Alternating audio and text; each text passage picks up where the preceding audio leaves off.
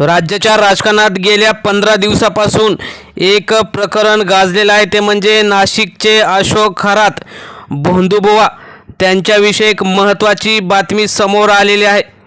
अशोक खरातला भेटीनंतर एक वेगळीच ऊर्जा संचारायची असा दावा या बड्या नेत्याने आणि बड्या मंत्र्याने केलेला आहे। त्यामुळे अशोक खरात याचे कोणाकोणाशी संबंध आहेत ते उघड होण्याची शक्यता वर्तवण्यात येत आहे। नेमकं काय झालंय ते आपण सविस्तर बघणार आहोत। चॅनलवर जर तुम्ही नवीन असाल तर चॅनल सबस्क्राईब करून बेल आयकॉन प्रेस करा, म्हणजे रोज नवनवीन राजकीय आणि इतर घडामोडी तुम्हाला बघायला मिळतील। तर विधानसभेमध्ये जे अधिवेशन चालू आहे त्यामध्ये माजी विरोधी पक्षनेते असलेले विजय वडेट्टीवार यांनी एक गंभीर आरोप केलेला आहे। अशोक खरात यांना भेटलेल्या प्रत्येक व्यक्तीची HIV टेस्ट करा असा गंभीर आरोप त्यांनी केल्याने एकच खळबळ उडाली आहे। अशोक खरात हा HIV पॉझिटिव्ह असल्याचा आरोपसुद्धा त्यांनी केला आहे। भेटीनंतर वेगळी ऊर्जा मिळाल्याचा दावासुद्धा केला आहे। SIT चौकशी सुरू सध्या आहे। राज्यात राजकीय आणि सामाजिक वर्तुळात मोठी खळबळ उडवून देणारे प्रकरण म्हणजे अशोक खरात याचे नवे आरोप। विरोधकांनी अत्यंत गंभीर असा दावा करत खरात HIV पॉझिटिव्ह असल्याचा आरोप केला असून या आरोपामुळे राजकारण तापले आहे। मात्र या प्रकरणात अनेक धक्कादायक दावे समोर येत असून सत्य काय याबाबत मोठा संभ्रम निर्माण केलेला आहे।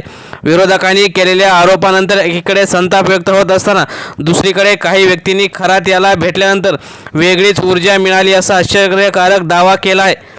या दाव्यामुळे प्रकरण अधिकच गूढ बनले आहे। नेमकी ही ऊर्जा काय, त्यामागे काय कारण आहे, याचा संपूर्ण प्रकरणाशी काय संबंध आहे याबाबत चर्चा रंगली आहे। आरोपांमुळे राजकीय वातावरण तापले आहे। विरोधी पक्षातील काही नेत्यांनी पत्रकार परिषद घेऊन खरात याच्यावर गंभीर आरोप केले आहे आणि त्यांनी दावा केला की खरात HIV पॉझिटिव्ह असू शकतो आणि त्याने अनेक लोकांशी संपर्क ठेवला आहे, त्यामुळे समाजात धोकादायक परिस्थिती निर्माण होऊ शकते।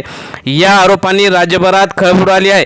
मात्र या आरोपांवर अजून अधिकृत वैद्यकीय पुष्टी मिळालेली दिसत नाही, त्यामुळे अनेकांनी विरोधकांवर राजकीय सूडबुद्धीने बदनामी करण्याचा प्रयत्न केल्याचा आरोप केला आहे। सोशल मीडियावर या भेटीनंतर प्रचंड चर्चा सुरू झाली आहे। या प्रकरणात सर्वात धक्कादायक भाग म्हणजे काही व्यक्तींनी केलेले दावे। एका व्यक्तीने माध्यमांसमोर सांगितले की मी अशोक खरात यांना भेटलो आणि मला एक वेगळीच ऊर्जा जाणवली। त्यांच्या व्यक्तिमत्वात काहीतरी वेगळं आहे। या विधानामुळे अनेक प्रश्न निर्माण झालेले आहेत। काहींनी याला अंधश्रद्धा आणि अतिशयोक्ती म्हटले तर काहींनी यामागे मानसशास्त्रीय कारणं असू शकतात असं सांगितलं। तज्ज्ञांच्या मते एखाद्या प्रभावी व्यक्तिमत्वाच्या भेटीनंतर काही लोकांना आत्मविश्वास वाढल्यासारखा वाटतं, त्यालाच ऊर्जा असं वर्णन केलं जात आहे। प्रकरणाची गंभीर दखल घेताना सरकारने विशेष तपास पथक म्हणजेच SIT स्थापन केले आहे।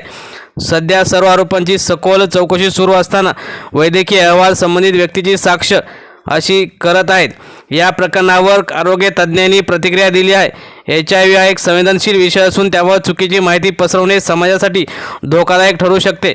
त्यामुळे हा जो HIV संसर्ग विशिष्ट मार्गांनीच होतो, त्यामुळे आता राजकीय वातावरण तापलेले या प्रकरणामुळे आहे। सत्ताधारी आणि विरोधकांमध्ये आरोप प्रत्यारोप सुरू झालेले आहेत।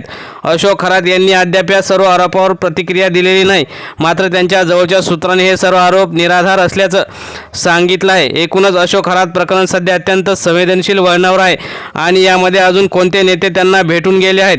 त्यामध्येच पहिलं जे राजकीय दबावापोटी राजीनामा आला तो म्हणजे रुपाली चाकणकर यांचा। त्यानंतर शिंदेगडाचे अनेक नेते त्यांना भेटले आहेत। त्यामध्ये आज बच्चू कडूसुद्धा दिसले। तसेच त्यामध्ये एकनाथ शिंदे, श्रीकांत शिंदे, दीपक केसरकर, चंद्रकांत पाटील, भरत गोगावले असे अनेक नेते आहेत की जे त्यांना भेटलेले आहेत। त्यामुळे आता यातून नेमकं नेत्यांना काय साध्य करायचं आहे आणि जनतेत कोणता संदेश जात आहे। मित्रांनो, तुम्हाला काय वाटतं, हे नेते भोंदूगिरीच्या मागे लागले आहेत का? कमेंटमध्ये नक्कीच हो की नाही प्रतिक्रिया करा। धन्यवाद।